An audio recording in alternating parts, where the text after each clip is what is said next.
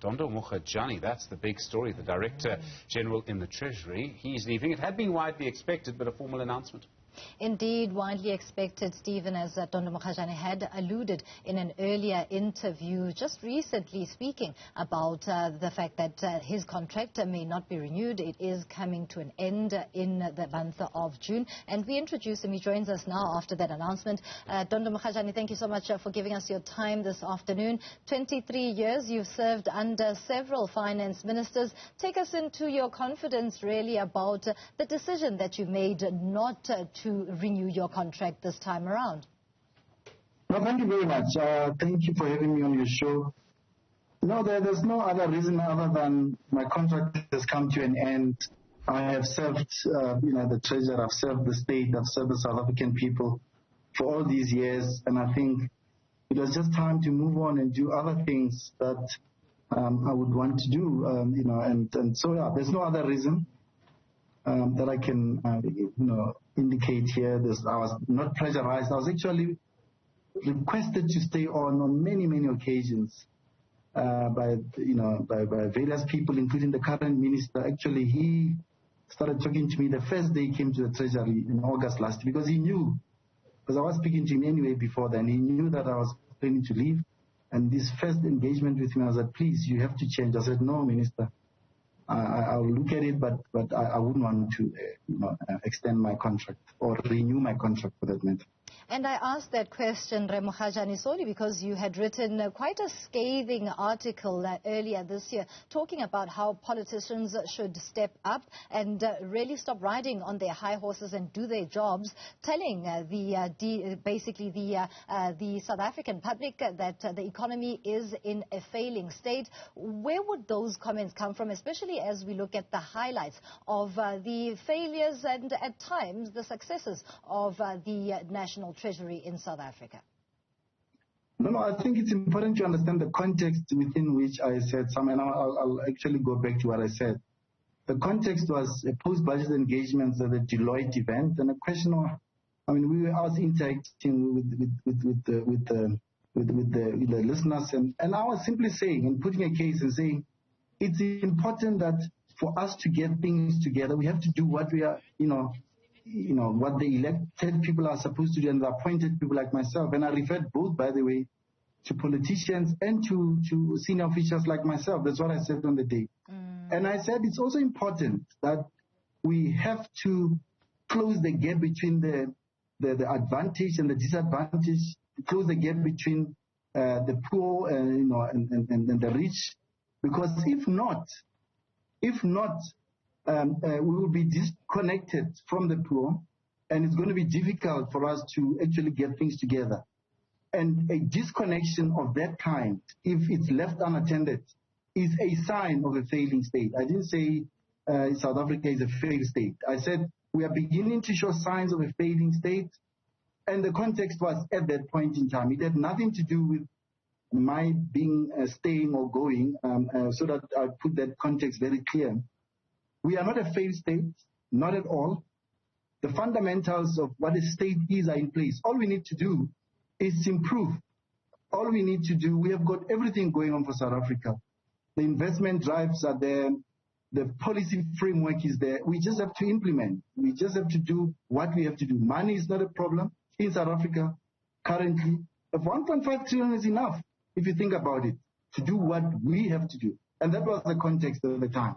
I'm glad that you raised that particular element, that money is not a problem in South Africa. What is lacking is implementation. Within the 23 years that you've been at National Treasury, what are the highlights? Because there's been periods of success as well as failures, especially given the precarious situation that the South African economy finds itself in. Inequality is still a big issue. Unemployment still a challenge. In 23 years, what would you say stands out in terms of the work that National Treasury has done with the fiscus?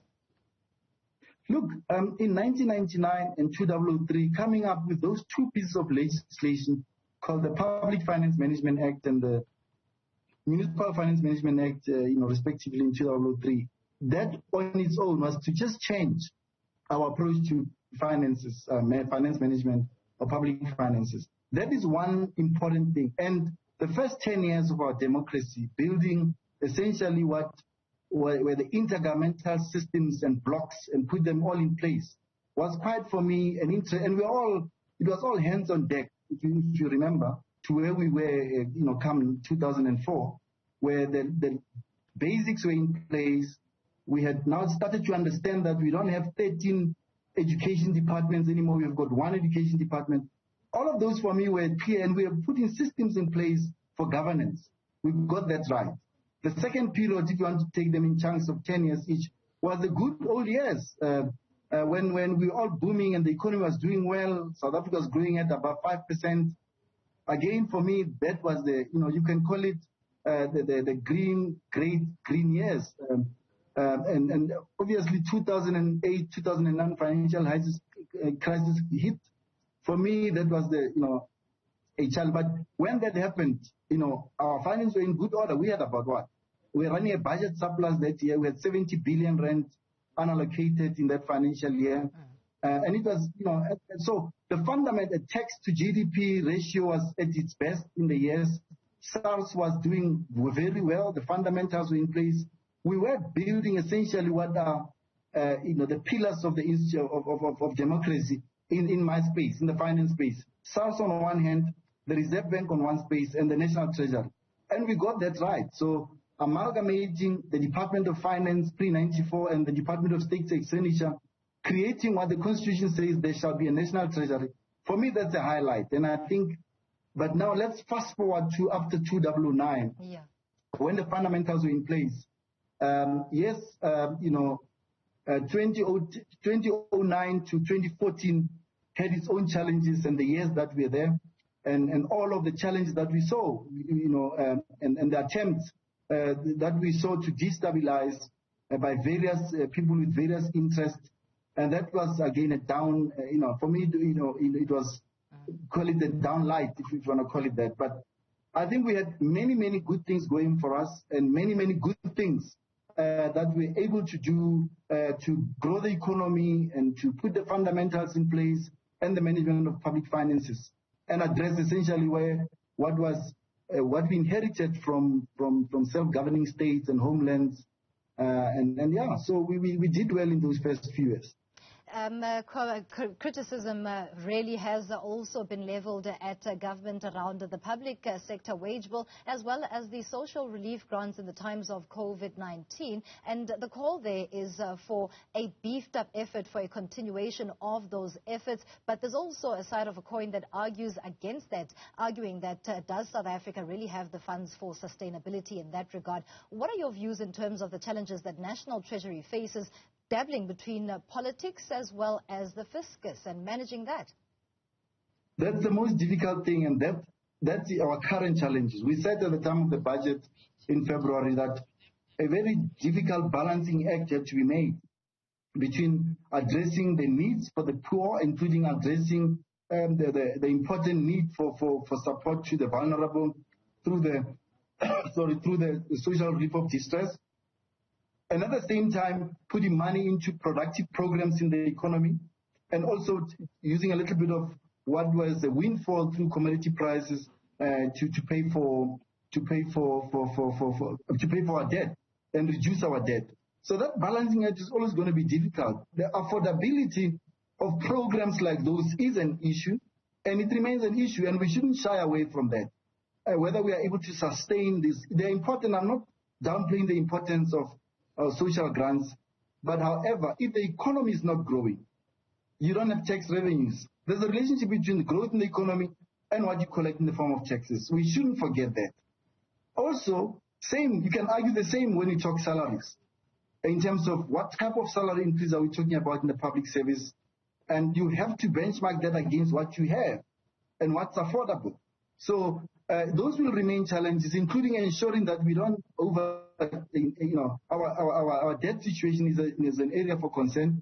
Anything that we see now as 80+% debt to GDP is a problem. So we need to come up with policy stances that addresses our debt, reduces our debt, that also ensure that we are able to grow the economy. How do we grow the economy?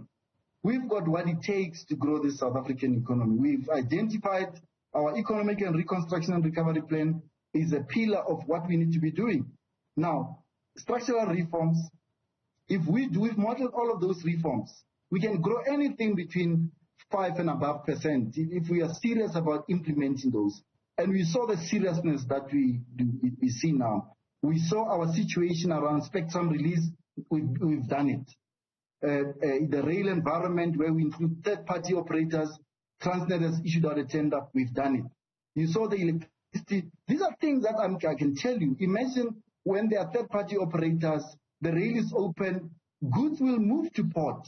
There'll be efficiencies in the port system. What goes out of the country in terms of exports, what comes in the form of imports, will be properly. So the fundamentals are in place. Let's get them right. Let's move quickly with those. But we cannot sit back and not do some of these things that we need to do as a country, as an economy.